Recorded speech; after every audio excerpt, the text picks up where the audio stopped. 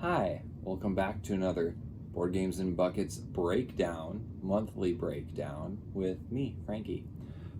So February is already done. It's a short month, 28 days. Still got a lot of games played. So let's just go through the list here. I pulled it again, based it on my experiences. So some of these games might be closer to my favorite of all time, but maybe they're not number one on the list. Maybe there was a different game this month that I really enjoyed, so that experience was just a little bit higher than maybe my overall rating.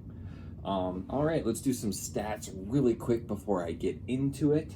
I had 51 total plays, 53 games I was a part of. I taught 2 games at a convention this month, and I'll get to that in a moment. 36 unique games plus 1 that I didn't play, just taught, so 37 unique games I was a part of total. 10 new to me games, 3 games that were dusty that I dusted off, 1 digital play only. Did not do a lot online this month. I'm still in a few games that I started in February that they just haven't finished up yet. All right, let's just get right into it. Number 37 on the list was Rail Pass. This is one of the games I played at the convention I went to. The convention was here in Minnesota. It's called Con of the North. It's from Friday at noonish till Sunday at 6-ish, give or take a few hours. It's at a hotel, convention center hotel, and it's just a bunch of people get together and play games. Usually the numbers are well over 1,000. This year it was about 600-700 is what I heard. Lower numbers because of the pandemic scare and whatnot, but everybody had to be vaccinated, everybody had to mask up. It was a good experience. I've been a few times. This is my 3rd year going. I'm used to every room being full all the time, and this year there were some rooms that I never saw a single person in, which was kind of interesting. But again, pandemics will do that.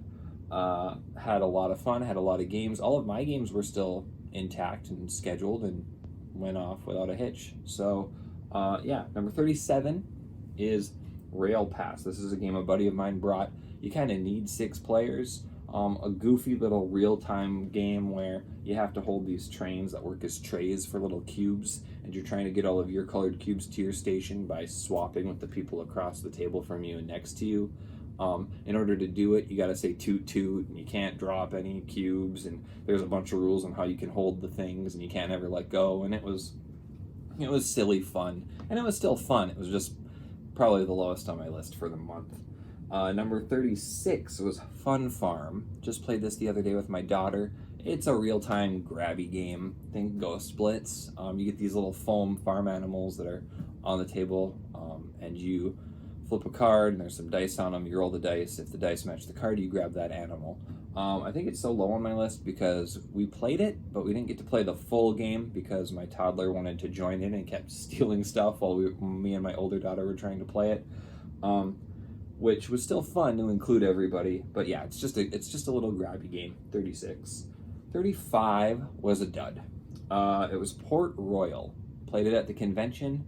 This game gets a lot of buzz. It's like top 500 on BGG. It's an Alexander Pfister push your luck game where you're just flipping over cards until you get what you want, and then you take it, and it's worth coins, or it's a special ability, or it's points, or a mix of them. It gets good reviews. It's highly regarded, maybe because it came out so long ago. It was just like the peak of push your luck back then. I don't know. Maybe it had something to do with dusting it off and playing it for the first time at 1 a.m. in a convention atmosphere, and we'd been gaming all day. Maybe that kind of soured us a little bit on it. But it just felt kind of slow, I guess is a good word for it. And it was kind of plodding. You're not super invested on other people's turns, and I've heard that you are. And it didn't feel like it at our play at 1 a.m. with a rusty kind of in the rule book teach. I'll probably play it again before I pass it on, but there was something missing about just kind of watching other players flip cards over until they decide to stop. I think it could be better if you got really into the theme and wanted to be all piratey with it. But I just think there's other push your luck games that I think I like more that keep everybody else involved on other people's turns just a smidge more. I think there's other push your luck games that do that better, and I don't think I'm the biggest fan of push your luck unless it's kind of a group dynamic. or where you can egg people on. And Port Royal didn't really do that. It just kind of had you flipping cards over and seeing what you got. Number 34 was Anomia. Anomia is another, not really grabby game, but it's a left-right brain kind of game where you're flipping a card over on the table and it says a category and there's a symbol on it. And when your symbol matches somebody else's symbol, whoever shouts the something on the category of the other person's card, like maybe it says actor, and you're like Leonardo DiCaprio. If I say that before they say Sears when it says department store, then I'd get the card. And you just do that a bunch until you play through the deck, and who has the most cards wins. Yeah, left brain, right brain thing, kind of speed, skill based. It's silly, it's fun, but I don't think it's ever going to be at the top of my list for a memorable experience. But it's always a fun 10-minute filler if you like real time, kind of guess something before somebody else does sort of games. 33 is Santorini. And the reason Santorini is this low, it would probably always be kind of in the bottom half of my list. I love playing it. I have a copy, but I have 2 copies at work. I teach middle school, and this play was with a student. So I taught a new student Santorini, and they dug it. I always like the game. It's a really good game. But yeah, 33, pretty low on my list. But again, experiences with students probably aren't going to be that high. So it was fun. It was a good way to like kill that free time when everybody got their assignments done. But I think I just enjoy it more at home or with friends. Number 32 is the other game I played at work this past month. I taught a student in my homeroom Star Realms. He was designing a game for some sort of, I think, youth group. And it was basically a fancy war with animate characters pasted up on it. So I said, hey, let me show you a game that you could maybe use to make this game different. Or maybe you'll like this game if you like those war battling games. So I showed him Star Realms, my number 32. He dug it. I still adore Star Realms. It's a great deck builder. I use it to teach deck building. I think it does a better job than Dominion as far as deck building is concerned. I feel like it has a more tangible goal, a more tangible theme, where it's like, all right, well, money buys more cards. That makes sense. And then the little crosshair symbol blows up your opponent's ships and reduces their life or prestige or whatever it's called in that game. And it just kind of feels more reminiscent of like a war. So I feel like kids or new players who have played games like that can glom onto that a little bit better. And then matching suits gives you more abilities. It's a pretty easy teach. Compared to something like Dominion, which is so abstract with just text on cards. But yeah, I love Star Realms. It's great to teach. Fun 2-player deck builder. Number 31 is another game I played at the convention at like 1 a.m. It's called What's Missing. It's kind of like Telestrations. You got yourself a whiteboard with a dry erase marker, and there's like a translucent sheet, and then you slide a card under the sheet, and then you draw around whatever's on that card. So like one of mine was a baby bottle. So I drew a baby like holding a bottle, but then I couldn't draw the bottle. And then everyone else at the table had to kind of guess what was missing from that picture. A fun, cute little drawing game. I like drawing party games. This one was fun. I don't know if I'd own it, considering I feel like all drawing party games sort of do the same thing. But this was another fun one in that niche. So if you like those, look into it. Number 30 on my list, Rurik Down to Kiev. I taught it at the convention. I had to sign up for it back in September, what games I'd be teaching. Little did I know what world events would be happening in Kiev right now. Otherwise, I wouldn't have touched this game. I don't think I'm going to touch this game for a good long while. But I also played it this month to get my teach down. But yeah, given the current circumstances, even though this game was based in the past when Vladimir the Great passed away and his kids were fighting over the land, I'm just not comfortable with any sort of territory control game in that region at all right now. I have no desire to play that game for a while. That was 30 though. 29 is Startups. Startups is a little oink game, a little card game. I also played this at the convention at 1 a.m. And it was just one of these fun games. Think No Thanks, if you played No Thanks before, where you're kind of judging an economy of cards on the table, and you're trying to bluff players or play cards to like have a majority, but some of the cards are missing from the deck. And once all of the cards get played, whoever has the majority of one of 5 suits, I think it is, everyone else who played any cards of that suit has to pay them a coin that turns from a 1-point chip to a 3-point chip. So you're trying to bluff which resources you have majorities of without really knowing, because you only ever have a hand of 3 cards. So it's like No Thanks with a few more nuances to get people to kind of take advantage of the market, as it were. It's a fun game. That was 29 startups. 28 is One Key.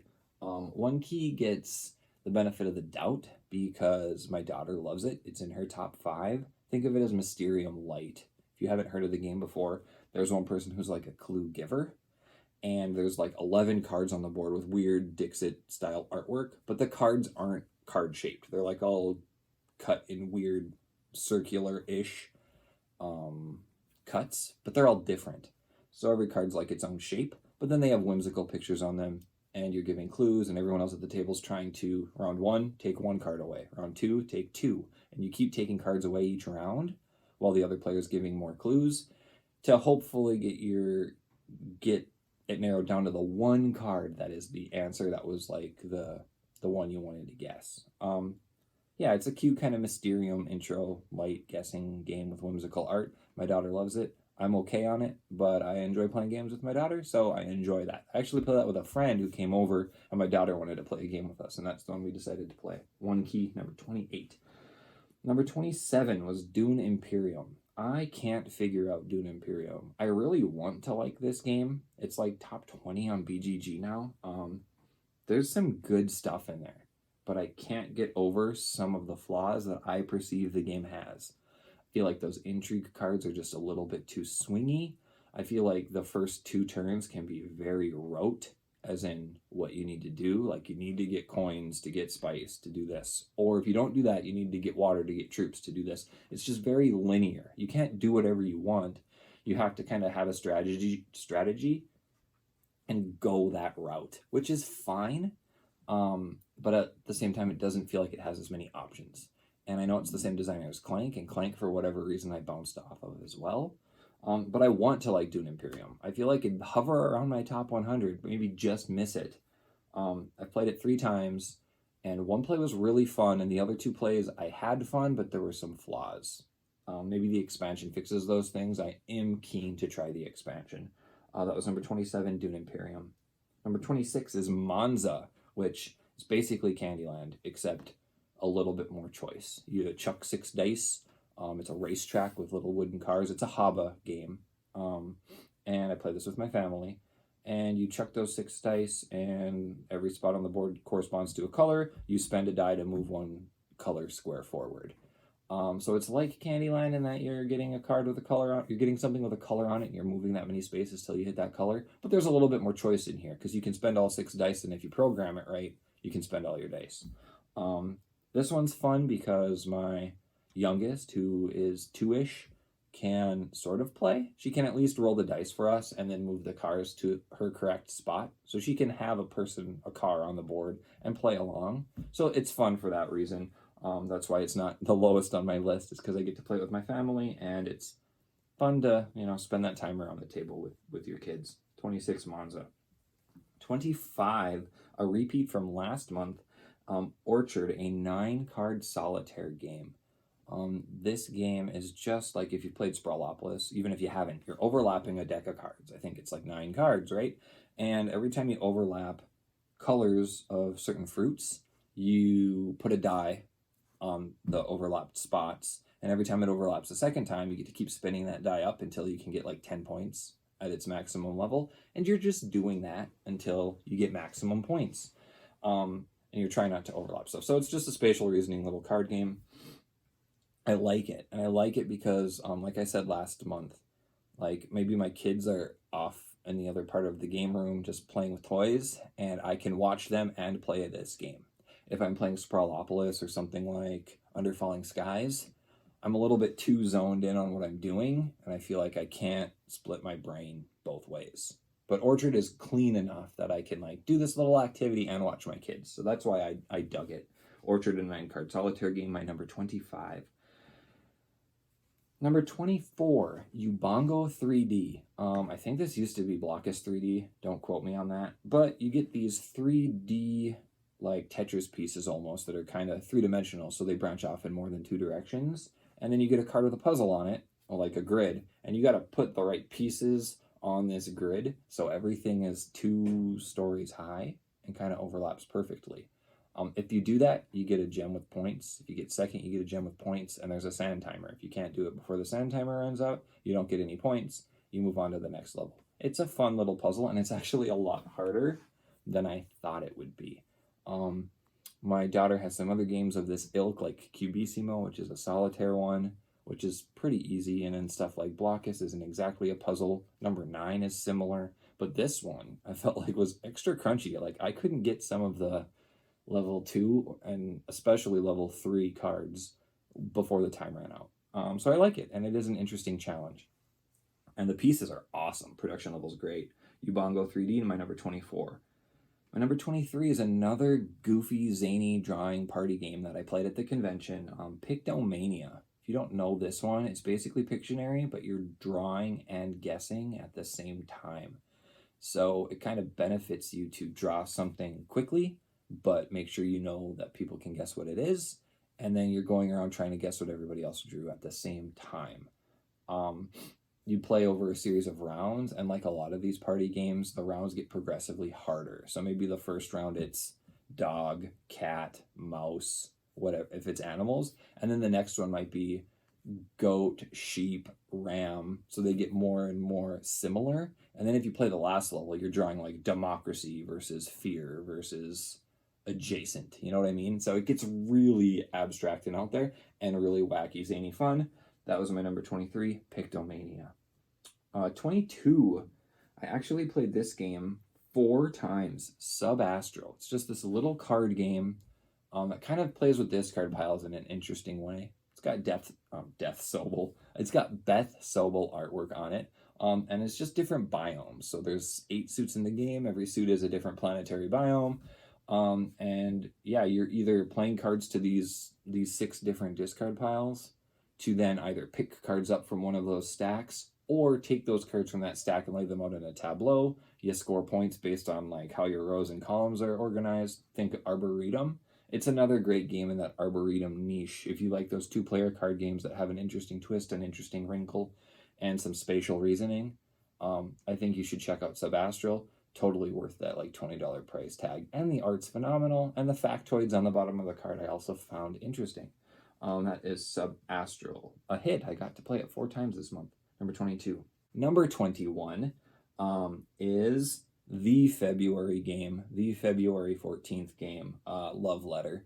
I played Love Letter with my daughter and my wife twice on Valentine's Day. We wanted to play a Valentine's Day game. That was the only one in my collection I could think of. I guess there's others, but not others my oldest could play. And we all know Love Letter, right? It's kind of like Old Maid with special powers. You draw a card, you play a card, you do what it says, you try to eliminate other people or be the last one standing with the highest number. It's a classic. I always enjoy Love Letter. Usually goes over really well with my students as well. But that was a fun Valentine's Day game. Love Letter 21. We played it twice. Number 20 was a game that I played at the convention I went to, Lords of Hellas. Lords of Hellas is this big, epic, sprawling dudes on a map game where it's Greek mythology mixed with like cyberpunk. So you got Zeus, but he's got like this crazy like lightning whip that looks like something out of, I don't know, some anime or something. Pretty cool game. Very dudes on a map-ish, right? You got 4 things you're trying to do. You're trying to like slay monsters. You're trying to control territories. You're trying to control these towers that you have to build. There's a little bit going on. So I feel like even though the game's awesome, it would really shine after like the same group plays it a few times and it really has those rules down. The combat mechanism I found really interesting, where you're kind of like playing a card and then your opponent can play a card and then you can play a card to answer it. And you just kind of keep doing that back and forth, adding strength until someone quits or doesn't want to do it anymore. And some of those cards had neat abilities. And then also those combat cards work to fight the monsters, which was kind of this cool push your luck, trying to fill in spots on a monster board to match suits or icons that were on the cards.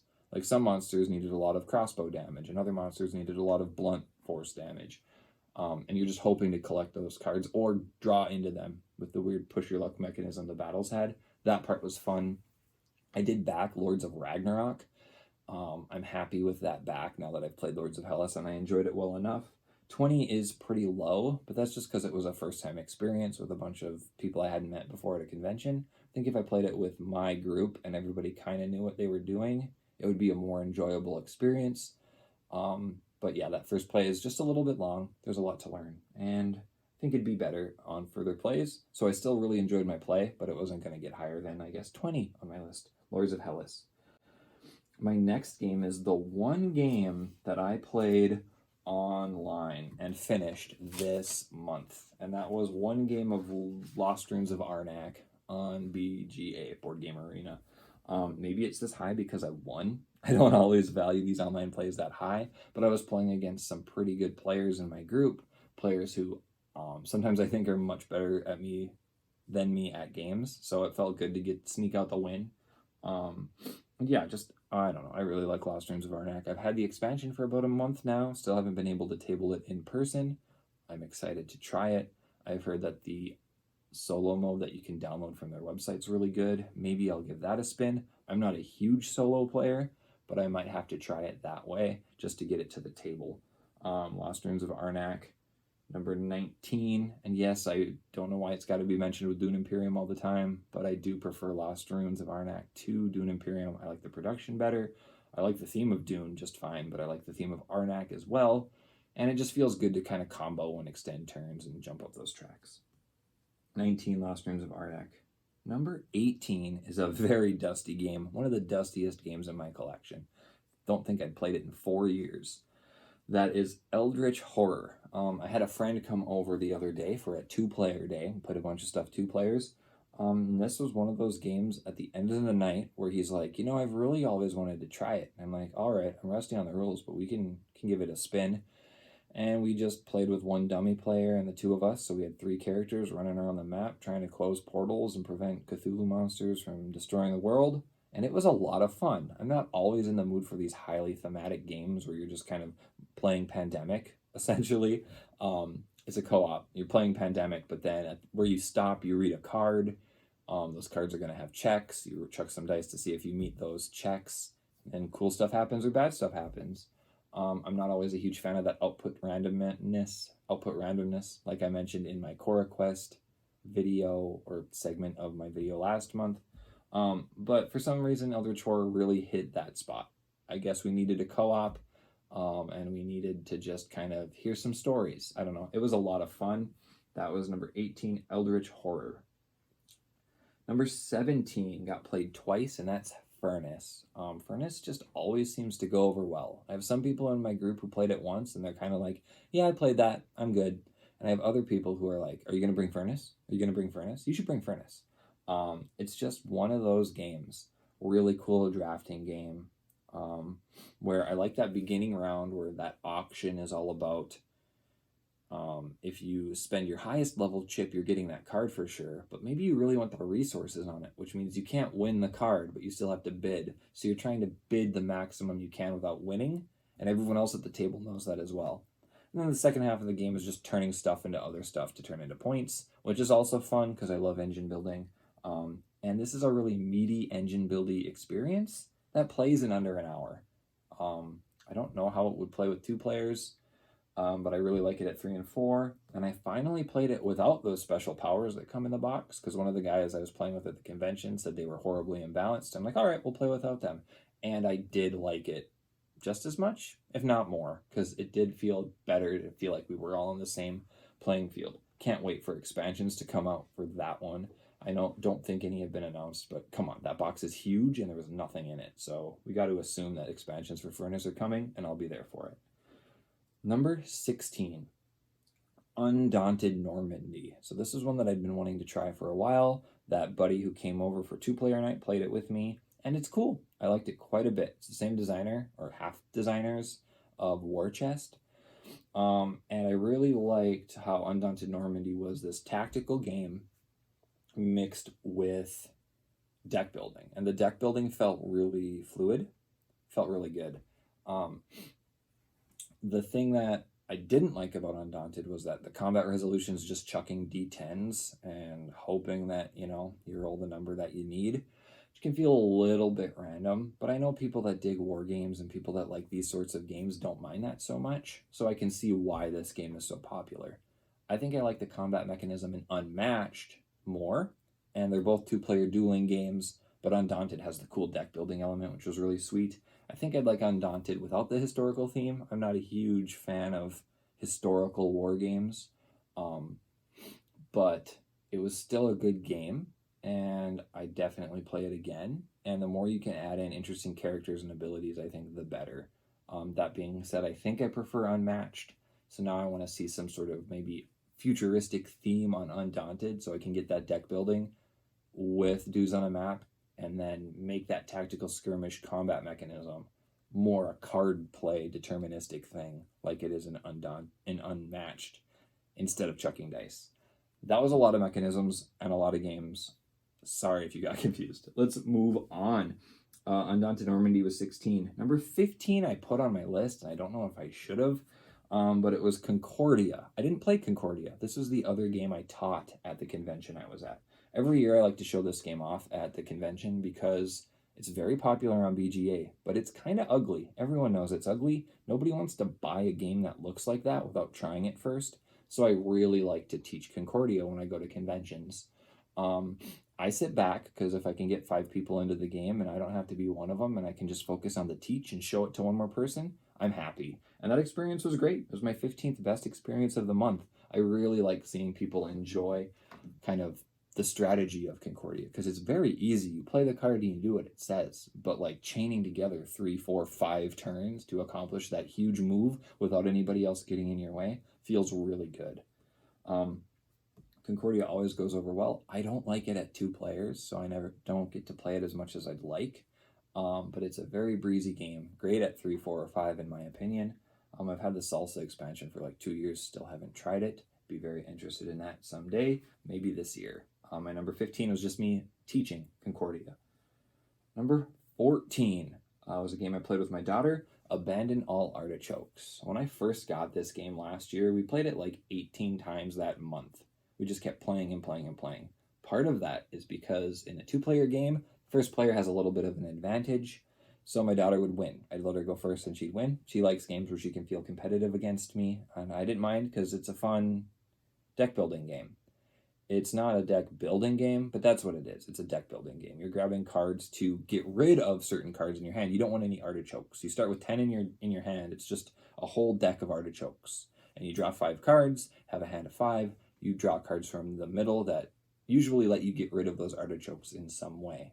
Whoever does that first and can draw a hand with no artichokes wins. I like it quite a bit. In that regard, I think it's really fun. It's really light. It's a little take-that-y, maybe not super, super perfectly cleanly balanced, but it's a fun game, and I just love deck building, and this gives me that feel of like adding cards to like thin my deck, kind of like chappeling in Dominion. That's Abandon All Artichokes, my number 14. My number 13 is another game I played with my family. Again, family games typically rate high. I really enjoy playing games with my wife and my kids. This one was Ticket to Ride. For Christmas, my daughter got the pink trains, the breast cancer awareness ones that came out. So we wanted to try those out. And we just played a nice, friendly game of Ticket to Ride the other week, about a week ago. And we had fun with it. I always have fun playing Ticket to Ride. Really like playing it with family and maybe non-gamers. What else can be said about Ticket to Ride? Super fun game. And I lost. My 6-year-old beat me. She just had the perfect cards kind of set up. She had 2 of those cards that give you a ton of points for going across the top of the map. I'm talking old school, first edition, first set US map. Yeah, she beat me. We were tied until she had longest route because of the top of the map. Don't care. Had a great time. That was Ticket to Ride. Number 13. My number 12 is Azul. Now, last month, I played Azul one play on BGA, and it was in the 20s. This time I played it in person, again with my daughter and my wife, and it's 13. No, it's 12. Azul's 12. I just like playing it in person that much more. Super satisfying to grab those backlight tiles and kind of grab them, throw them into the middle, and draft them, and build your little grid and score points. Very fun game. I adore Azul. One of my favorite gateways, one of my favorite casual sort of games to play with anybody, really. Love that game. My number 12 experience was just a nice, quick game of Azul. Number 11 is another game I played at the convention. This game is Distilled. The Kickstarter ran earlier last year, so in 2021 the Kickstarter ran. I played this game at the convention with the it was taught by the designer of the game. Super nice guy. Really cool to meet Dave. And I saw him at this convention 2 years ago. Of course, it didn't happen last year, but the year before it was happening. He was playtesting it like crazy. And I told him I'd love to playtest it, but I had some scheduling conflicts. I kind of overbooked myself 2 years ago. And I didn't end up getting to try it. Then it turns out he launches its Kickstarter, and a Discord I frequent was kind of involved with it a little bit. And the guy who did the How to Play video, it's his Discord. Nights Around a Table. Check it out. Great YouTube channel. Great How to Plays. But once I saw what it was all about, I'm like, oh, I got to get that tried. And then I saw that there were a bunch of blocks open this year. So I sat down at the table, played Distilled. Enough gushing about everything that's not game related. In the game, it's an engine builder in a lot of ways. You're trying to fulfill recipes to brew different kinds of alcohol.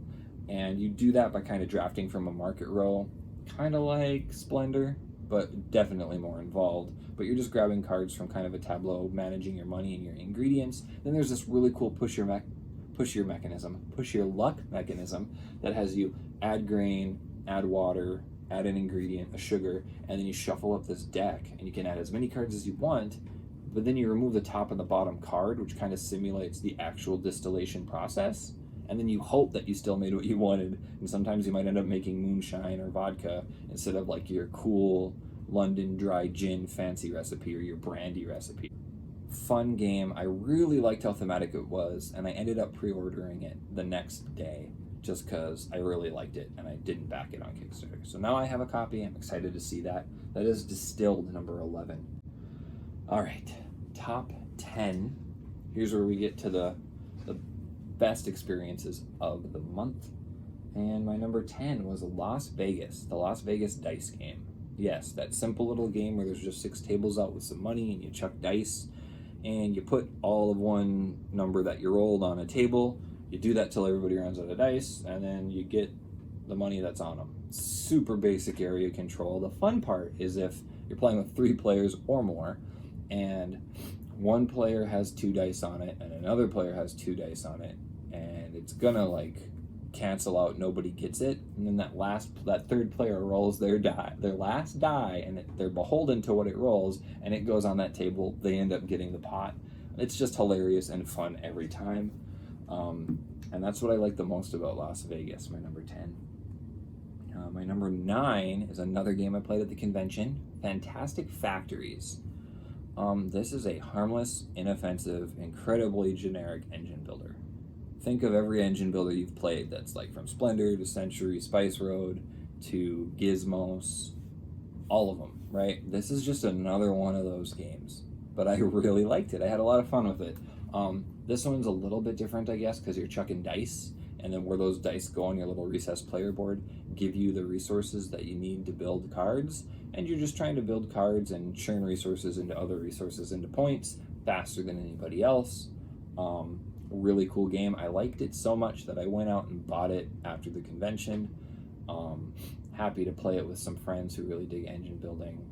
And I played it solo twice already just because I wanted to get it to the table and it wasn't happening. So I'm like, I'll play it solo. And the solo mode is fine. It's not earth-shattering, but it lets you play the game. If you just want to sit there and play Fantastic Factories, solo mode's just fine. I will say that new expansion that just came out, I played with it at the convention. It adds modifiers, vitamin resources that can give your dice +1 or -1. I feel like that opens the game up a lot, makes you accomplish more satisfying combos more often. Highly recommend it. I haven't bought it yet because it's out of stock a lot of places online. Looking forward to picking that up very soon. That's my number 9, Fantastic Factories. Number 8 is another game I played last month. I played one game this month, and that's Obsession. Still having a lot of fun with Obsession.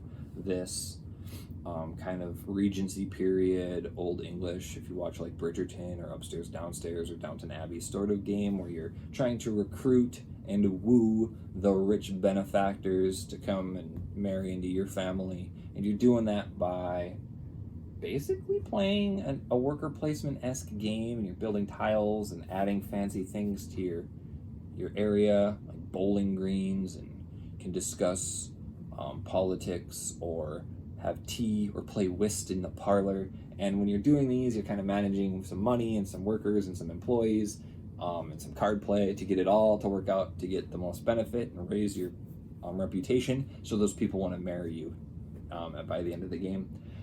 Not super balanced, but that's okay. The game's fun, and at the end of the day, if a Euro game gives you a cool puzzle and it's a fun thematic experience, I'm there. I'm in. That's Obsession, my number 8. Number 7 is Paladins of the West Kingdom. I finally got to play this game again. It's been almost a year. I think I played it in March of 2021 twice with my wife, and the second game I kind of steamrolled it. I had some lucky draws. My strategy just played perfectly. She got a little hung up a few times. She's like, yeah, put that one away for a year. I got to play it at that 2-player day with a friend I mentioned earlier in this list. Love Paladins of the West Kingdom.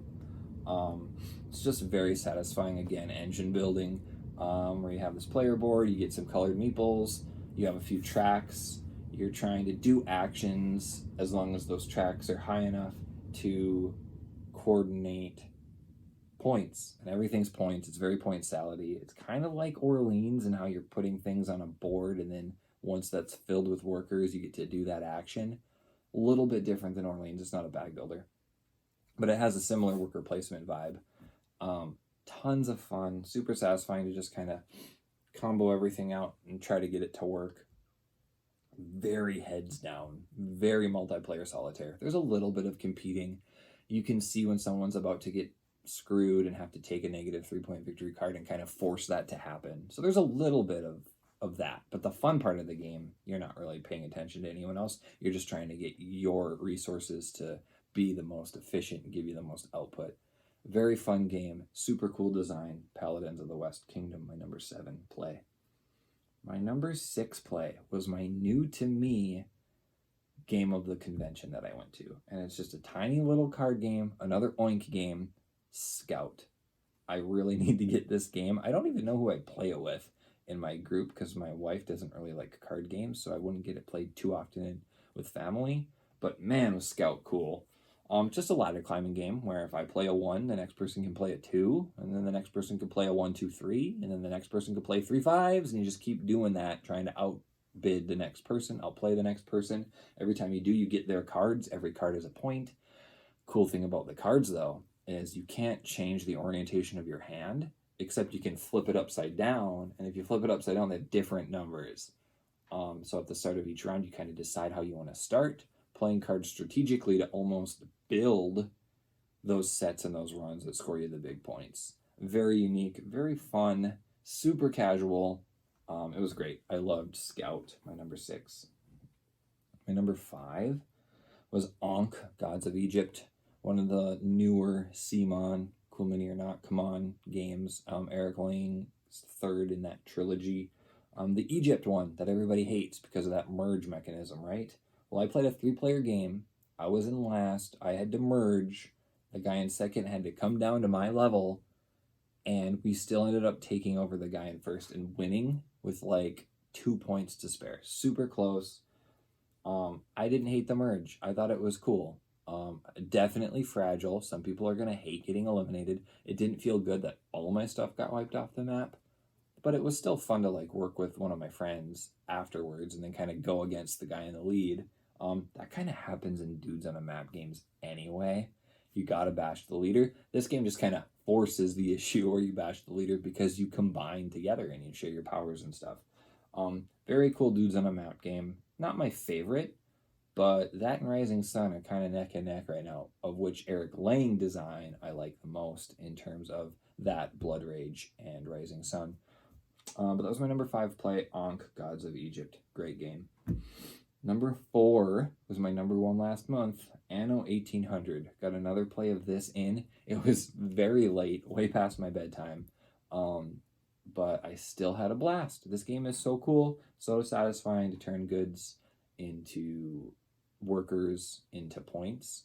I really like the push and pull of it. I do like the passive interaction that's in it, where there's only ever 2 of most types of goods. So maybe they really, really need that brass that only I produce.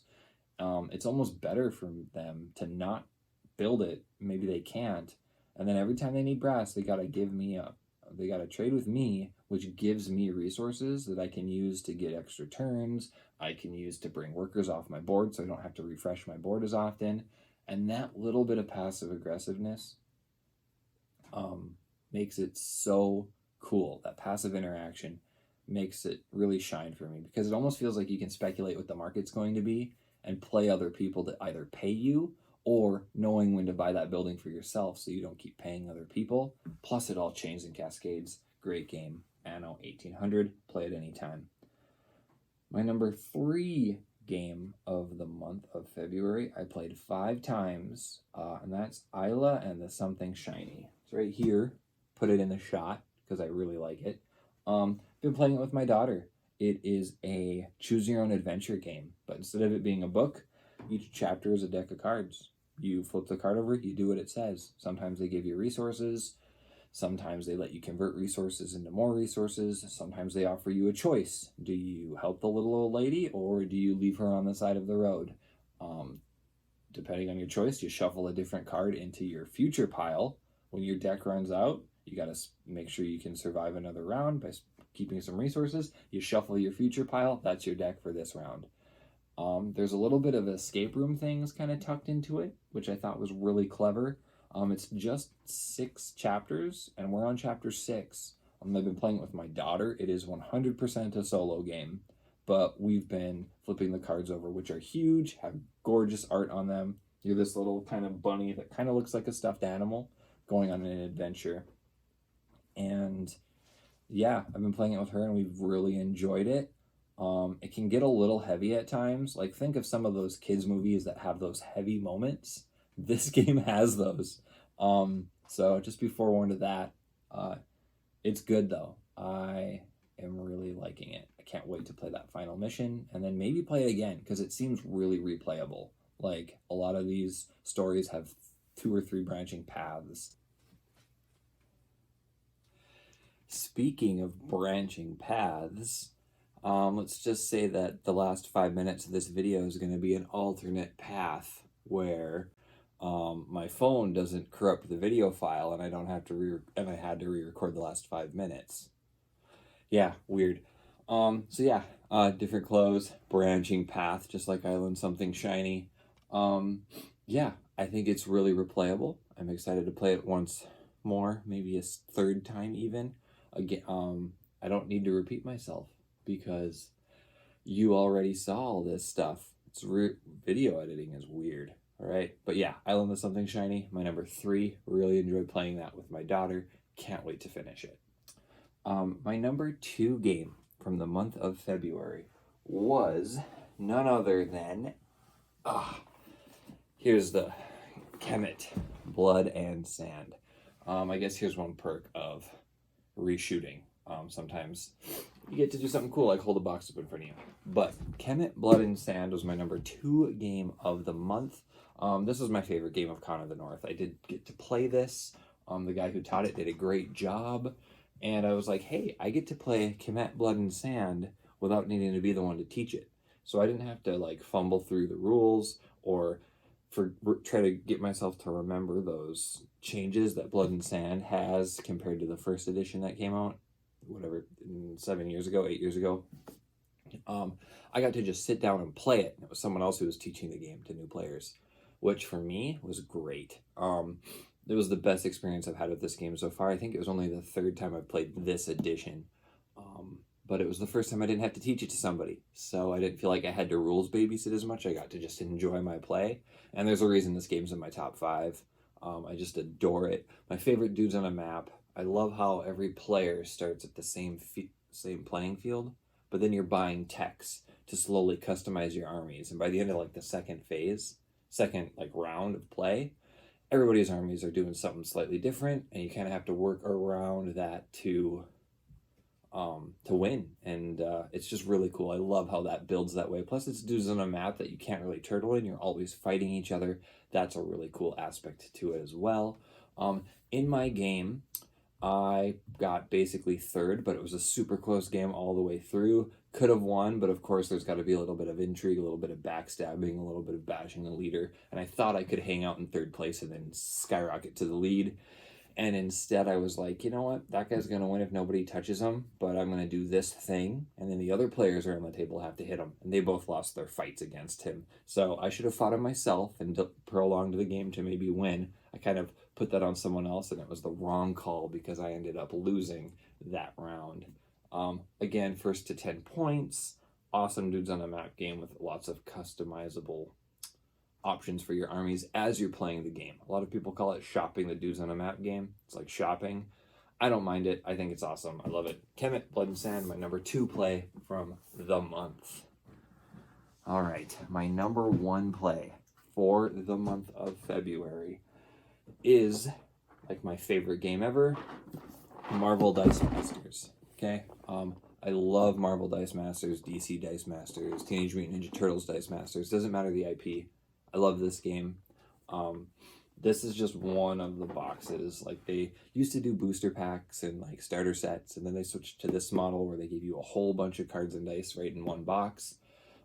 This was a good intro to play with my daughter, because it's a little bit more self-contained, and we played with smaller teams. Normally you play with 4 or 8 card heroes, or eight card teams plus your 2 extra actions. We only played with 4. I played with mostly stuff from this set, and then the Guardians of the Galaxy set, because that's the set with Squirrel Girl, who my daughter loves. So she got to have a Squirrel Girl team. I played a really basic Guardians of the Galaxy team, and she liked it. Her winning probably helped that a little bit. She likes to feel competitive against her dad, and it's so much fun when she beats me. And I'm okay with it, because I get to play like my favorite game ever. Beyond the Sun took the top reins, but before that, this has been my favorite game for like 5 years, and it probably still would be if I got to play it. So I'm happy I'm getting to play it again, especially with my daughter. She's having fun. I'm having fun. If you don't know about Dice Masters, it's like a 1v1 game where you're like building a pool of dice in a bag, and you're rolling dice to try to buy the cards that are on your team that have cool abilities, and then you kind of have a wall of your guys versus a wall of their guys, and you're doing actions to try to reduce your opponent's life from 20 to 0. Excellent game. Love Dice Masters. Super excited that my daughter's enjoying it. Played it twice this month. Can't wait to play it more in the future. And yeah, that was my February. Sorry this video is a little bit late. Like you probably noticed, corrupted video. So I needed to make some final edits before I could really get this thing rolling. Needed to find another time to film. But I'll get this out soon, and yeah. Hopefully I'm scrolling a list of all those games I played so you can see it. Had a great month of February. That con really helped me get some plays in. Got to play a lot of bigger games than I usually get to, so that was awesome as well. It was a lot of fun. Hopefully in March, it's a few days into March, I've already played some games. You'll figure that out in April when I see you again. Thanks for watching this. Hopefully you enjoyed my insights. And yeah, that was my favorite, all of my plays from February. And I'll see you again to talk about March. Have a great one. Bye.